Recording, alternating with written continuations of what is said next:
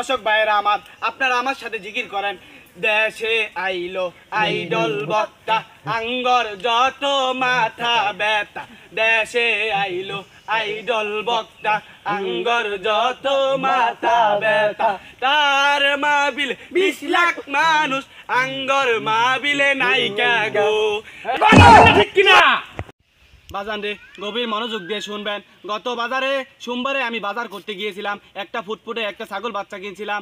ছাগল বাচ্চা কোথায় রাখবো জায়গা নাই, তাই সারা রাত্রি আমার কাছে থাকছে।